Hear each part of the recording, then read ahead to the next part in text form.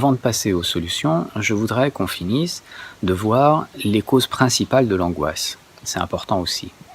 Donc, on a vu la première grande cause qui est d'avoir grandi avec la perception, au moins inconsciemment, d'être en danger. La deuxième grande cause d'angoisse que je vois, c'est d'avoir été poussé dans la vie adulte avant d'avoir développé les aptitudes émotionnelles dont on a besoin pour mener sa vie de façon indépendante. On a une apparence adulte, mais à l'intérieur, émotionnellement, on est encore un enfant, pas encore prêt à vivre notre vie sans soutien émotionnel comme un enfant. On a encore besoin d'aide pour gérer nos émotions les plus fortes. Et on se rend bien compte qu'il nous manque quelque chose, on sent qu'on n'est pas prêt à aller de l'avant tout seul. Et on a peur de se lancer, mais tout le monde nous y pousse. Ils disent « Allez, t'es plus un enfant, arrête de te plaindre, prends-toi en main, t'es grand maintenant ». Je trouve ça frustrant et regrettable quand je vois des gens pousser des jeunes adultes comme ça. Mais bon, je réalise que probablement ces gens se sentent tout aussi perdus et effrayés eux-mêmes, et ils repoussent ces ressentis parce que eux aussi, dans leur enfance, ils ont dû subir des mauvais traitements traumatisants et qu'ils ne s'en aperçoivent pas et que personne ne les a aidés à soigner ces blessures émotionnelles. Donc, je leur en veux pas, mais j'en parle pour faire savoir que ça aussi, c'est quelque chose à soigner et que ces gens aussi ont besoin d'aide.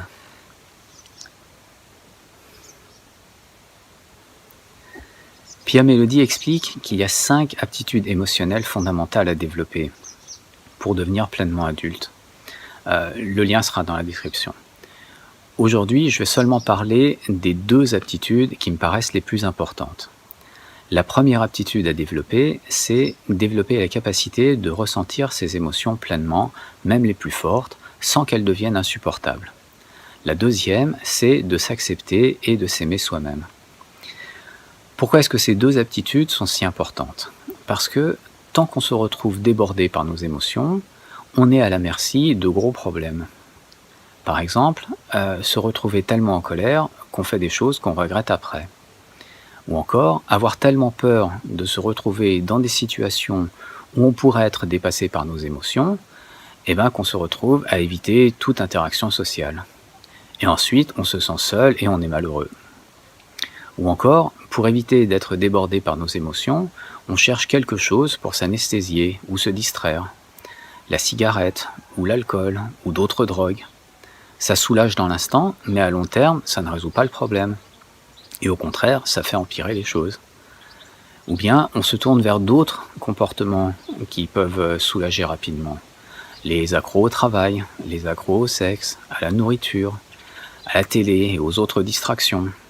Ou bien encore, essayer de se calmer en achetant des choses, ou bien en faisant du sport à outrance, ou bien chercher le soulagement en effaçant la douleur par de la prise de risque, des risques physiques, comme dans les sports extrêmes, ou la bagarre, ou des risques comme ceux des paris et des jeux d'argent, ou d'autres comportements qui provoquent des émotions fortes, comme séduire des hommes ou des femmes, parce que pendant qu'on fait ça, on échappe à d'autres émotions qu'on trouve insoutenables. Donc, tant qu'on n'a pas reçu le soutien émotionnel dont on a besoin pour développer notre capacité à ressentir pleinement nos émotions sans qu'elles deviennent insoutenables, on cherche du soulagement à l'extérieur de nous-mêmes. Et la deuxième aptitude émotionnelle clé, celle de s'accepter tel qu'on est et de s'aimer soi-même, elle permet de se sentir à l'aise et bien dans sa peau partout. Et si elle n'est pas en place, alors le risque est bien plus grand de se retrouver dans des situations où on va ressentir des émotions fortes qu'on ne sait pas encore gérer, ce qui est très angoissant. Donc, ces aptitudes, c'est des aptitudes que tous les enfants développent naturellement s'ils reçoivent suffisamment d'attention et d'amour. Mais moi, je connais personne qui ait reçu suffisamment d'attention et d'affection comme ça, et je pense que la grande majorité des gens n'en ont pas reçu assez non plus, et que, à cause de ça, la plupart des gens n'ont pas pleinement développé ces aptitudes émotionnelles clés. Donc, encore une fois, si j'en parle, c'est en espérant que ces problèmes soient mieux compris par plus de monde et qu'on s'en occupe. Donc, par exemple, au lieu d'écrire sur les paquets de cigarettes que c'est pas bon pour la santé, comprendre ce qui pousse les gens à fumer, voir que c'est juste un des signes de la détresse dans laquelle la majorité des gens vivent et que les vrais problèmes de société, ils sont à ce niveau-là, au niveau des aptitudes émotionnelles qui, pour l'instant, pour presque tout le monde à mon avis, eh ben, sont empêchées de se développer naturellement dans l'enfance. Je voudrais qu'on voit ça parce que tant qu'on voit pas ça, je vois pas comment ça peut s'arranger. Pia Melody parle de ça à propos de la codépendance, que ça touche tellement de monde que c'est devenu la norme et que du coup, on ne s'aperçoit pas que c'est un gros problème de faire dépendre sa valeur de ce qu'on fait pour les autres, ce qui est très angoissant. Voilà ce qu'elle explique. La codépendance, ça commence quand les parents sont tellement débordés par leurs émotions qu'ils ne donnent pas assez d'attention à un enfant. Les enfants ont besoin de beaucoup d'attention pour pouvoir se développer émotionnellement. C'est recevoir de l'attention et avoir suffisamment d'interactions émotionnelles avec des adultes bienveillants qui permet aux enfants de développer leurs aptitudes émotionnelles. Donc, lorsque les enfants ne reçoivent pas assez d'attention et qu'ils s'aperçoivent qu'ils peuvent recevoir au moins un peu d'attention en aidant leurs parents, qui sont si débordés face à la vie de tous les jours, alors ces enfants se rabattent sur cette façon d'obtenir l'attention dont ils ont besoin. Ils se mettent à prendre en charge une partie des soucis des parents. C'est souvent le cas pour les enfants d'alcooliques ou de personnes avec une autre dépendance ou bien qui souffrent d'autres manifestations comme la dépression ou l'angoisse, de n'avoir pas reçu eux-mêmes, quand ils étaient enfants, suffisamment d'apport émotionnel pour devenir émotionnellement adultes. Donc, les enfants dans ces familles, au lieu de profiter de leur enfance, de jouer et de prendre plaisir à faire des choses amusantes et intéressantes, qui leur procurent du bonheur et qui renforcent l'impression que la vie est merveilleuse, ces enfants passent leur temps à faire des corvées ménagères, ou bien à s'occuper de frères et de sœurs plus jeunes, ou bien ils deviennent le confident d'un ou des deux parents. Donc, au lieu que ça soit les parents qui soutiennent émotionnellement les enfants, ces enfants se retrouvent à soutenir émotionnellement leurs parents. Tout ça pour quelques miettes d'attention. Et le résultat, c'est que ces enfants ne reçoivent pas ce dont ils ont besoin pour se développer émotionnellement. Et ils se retrouvent convaincus que c'est de leur faute, que c'est parce qu'ils ne sont pas assez bien. Et que s'ils ne reçoivent pas d'attention, c'est parce qu'ils ne la méritent pas. Et inconsciemment, très tôt, ils deviennent persuadés qu'ils ne méritent l'attention de personne. Ces enfants se retrouvent à tirer leur sens d'avoir de la valeur du fait d'aider les autres. Ce qui veut dire qu'ils deviennent dépendants d'avoir quelqu'un dont s'occuper, quelqu'un qui a besoin de leur aide, quelqu'un qui, sans eux, ne pourrait pas se débrouiller. Et donc après, ils sont angoissés, parce que si jamais la personne dont ils s'occupent disparaît, alors eux perdent ceux dont ils dépendent pour se voir comme quelqu'un qui mérite de vivre. Ils ont peur de perdre ceux dont ils dépendent pour se donner de la valeur. Et c'est tragique, parce que c'est pas de leur faute, ils sont juste nés là, ces enfants-là.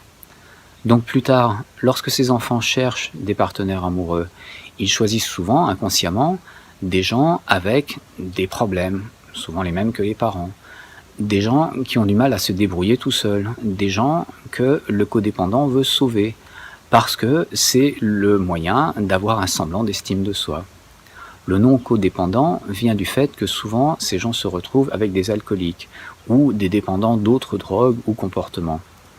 Et ça devient cette danse malsaine où la personne codépendante supporte tout un tas d'abus et de violences physiques ou émotionnelles de la part du partenaire, tout en aidant ce partenaire à rester suffisamment fonctionnel pour la vie en société.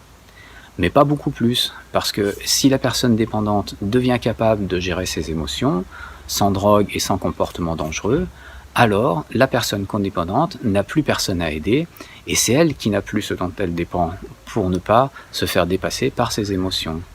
Donc, cet équilibre instable, ça ajoute à l'angoisse des deux personnes. Parfois plus l'une, parfois plus l'autre. Et aucun des deux n'est conscient de ce qui se passe. Et comme dit Pia Melody, c'est la société entière qui ne s'aperçoit pas de ce qui se passe. Et que tout ça, ça vient de n'avoir pas reçu le soutien nécessaire pour, encore une fois, développer des aptitudes émotionnelles fondamentales dans l'enfance. ou plus tard. Quand c'est expliqué comme ça, on comprend ce qui se passe et d'où ça vient. Mais essayez, faites une recherche sur Internet ou dans une bibliothèque pour voir ce qu'on trouve sur la codépendance. Et vous verrez, il va falloir chercher loin pour trouver que ça vient de ne pas avoir développé la capacité de contenir ses émotions et aussi de s'aimer soi-même. Alors, ensuite, pour trouver que l'angoisse, ça peut venir de ça et que c'est pas une maladie mentale, bonne chance. En tout cas, c'est ce genre de choses que je voudrais que plus de gens sachent pour que ça aille mieux dans le monde. Bon, ça, c'était pour la codépendance comme cause d'angoisse et comment ça touche vraiment beaucoup de monde. Et que c'est une façon dont le fait de n'avoir pas eu la possibilité de développer ces quelques aptitudes émotionnelles essentielles explique l'angoisse. Donc, pour les jeunes adultes qui n'ont pas encore eu le soutien nécessaire pour développer ces aptitudes, quand on se retrouve comme ça, poussé à prendre sa vie en main tout seul, et quand on n'est pas prêt, c'est tout naturel d'avoir peur et de sentir qu'il y a un gros problème. C'est un signe de sagesse d'avoir peur dans cette situation. Parce que même si personne autour de nous ne le voit, le danger est bien réel. On s'expose à tous les problèmes dont on parlait il y a 5 minutes, les colères, la solitude, les drogues et les autres comportements à risque.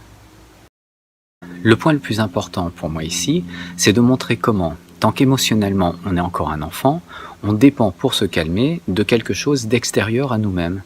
Et ça fait peur d'être dépendant comme ça. Ces gens ou ces choses dont on dépend, qu'est-ce qui se passe si on les perd ? On ne sait pas se débrouiller tout seul. Alors, qu'est-ce qu'on va faire sans eux ? Qu'est-ce qui va nous arriver ? Donc, on est terrorisé. Surtout quand on est censé être adulte et que les gens nous regardent de travers, ils nous rejettent et on se retrouve isolé si on montre qu'on a besoin de soutien émotionnel comme un petit enfant. Donc, ce que je veux montrer, c'est que tant qu'on risque de se retrouver submergé par nos émotions, tant qu'on dépend de quelqu'un ou de quelque chose qu'on risque de perdre, on se sent en danger. Et que c'est ça la deuxième source principale d'angoisse. Un exemple de ça dans ma vie. Mes parents m'ont bien aidé à apprendre à gérer la douleur physique. J'ai appris à être suffisamment prudent pour ne pas m'abîmer, sans avoir peur au point d'éviter de faire des choses où les risques, c'est juste des bleus ou des égratignures. Quand je tombais en patin à roulettes, je savais que la douleur s'arrêterait rapidement et qu'elle resterait supportable. Et j'étais pas inquiet. Mais pas pour la douleur émotionnelle, pas pour l'angoisse. Personne ne m'a aidé à apprendre à gérer mes émotions. J'ai grandi en pensant que pour les émotions, on ne peut pas se soulager tout seul. On a besoin de quelqu'un d'autre pour ça. Je pensais que pour la tristesse ou la solitude ou l'angoisse, la façon de s'y prendre pour se soulager, c'est de trouver quelqu'un qui vous aime et c'est leur amour qui vous calme. Donc, à partir de 6-7 ans, je cherchais une copine pour qu'on fasse équipe et qu'on se soulage l'un l'autre avec notre amour. Tout ça, c'était pas conscient. Je me retrouvais... Un gros pigeon. Tout ça, je me retrouvais complètement dépassé par l'angoisse, la solitude, et je voyais mes parents, et il me semblait que c'est comme ça que eux faisaient. Ils avaient chacun l'autre. Donc j'ai fait pareil.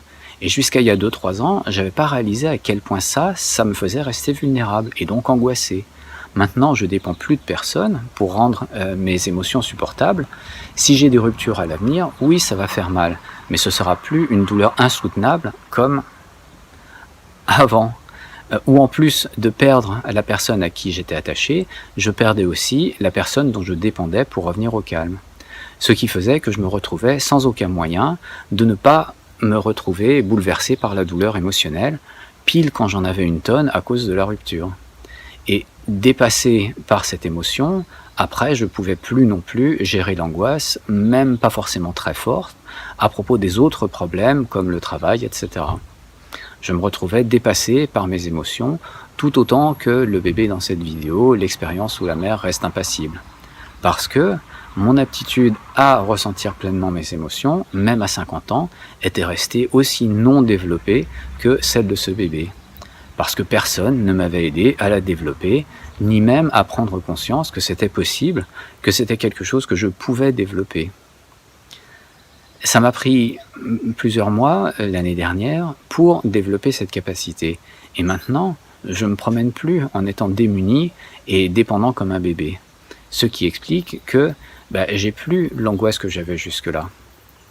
Voilà, donc d'après les meilleures informations que j'ai trouvées, c'est ça les deux causes principales de l'angoisse.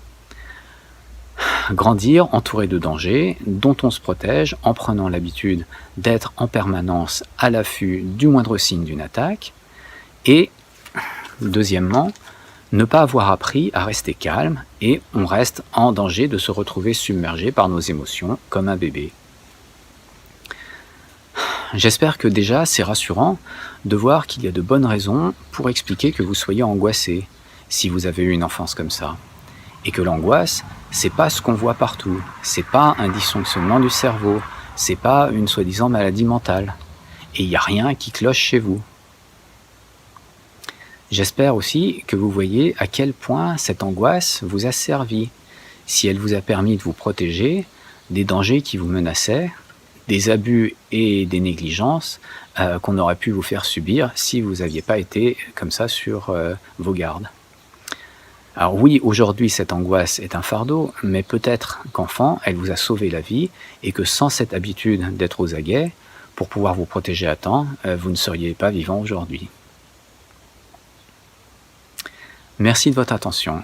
Si vous appréciez ce que vous venez d'entendre, si vous souhaitez que plus de gens puissent profiter de ces informations, appuyez sur le pouce levé et parlez de cette vidéo aux gens que ça pourrait intéresser.